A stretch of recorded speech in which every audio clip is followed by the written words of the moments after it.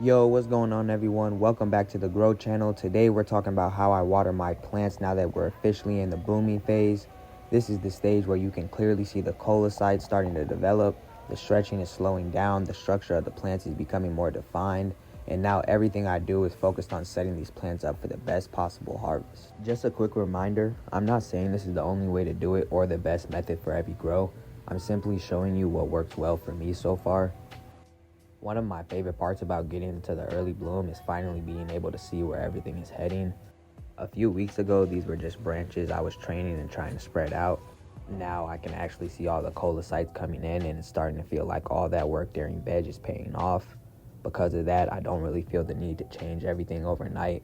My goal is to keep doing things that got my plants to this point instead of chasing perfection. If they're happy, I'm happy. Before we start watering in the blooming phase, we're going to show how we led up to this moment. Stay tuned. Grab your little spray bottle and let's hop straight into it. Alright, so once you get to the spray bottle, you want to make sure the settings to where it's not shooting mist. Just a little, straight shot like that. You go around. Hold on, you zoom in a little bit for y'all. Alright, so you gonna go around the rim. Not too hard, just gentle little sprays. And if I little bit like someone told me you want to spray outward also, so I'm gonna go like this. So we're gonna go more outward, and we went kind of towards a shower type of spray, not like straight shot or straight mist, just like a shower type. Make sure y'all see that.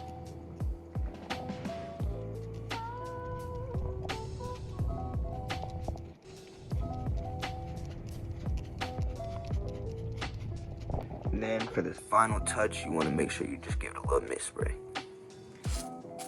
One method I like to use is watering in a circular motion. Instead of pouring all the water directly around the stem, I slowly water in circles around the plant. By placing water on the outside areas of the container, you're encouraging the roots to stretch and search for more moisture instead of staying all bunched up in one area. The tool I use for this is very simple. I take a regular water bottle and poke a small hole through the top center of the cap. This gives me a slow, controlled stream of water that allows me to be much more precise when watering. In my opinion, watering is one of the biggest factors that can influence how your plants continue to develop. You can have good genetics, good lighting, and the right environment, but if your watering habits aren't keeping up with your plant's growth, you're making things harder than what they need to be. If you've been watching the previous videos, you already know I've been using a bottle cap watering method since these plants were seedlings. I like it because it lets me water slowly instead of dumping a large amount of water into one spot. It gives the growing medium time to absorb the moisture evenly. It helps prevent runoff too quickly and makes it easier to stay in control of how much water each plant receives.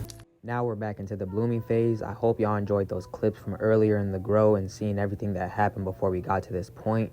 It's honestly really cool watching these plants go from tiny seedlings to where they are now. Every stage has had its own challenges, but seeing all these colocytes finally becoming clear, making the work feel worth it. Now let's get into the main topic in today's video, how I water during the blooming phase. One thing that's kind of funny is I'm actually using the same exact spray bottle that I started with back in the seedling stage. The only difference now is how I'm using it.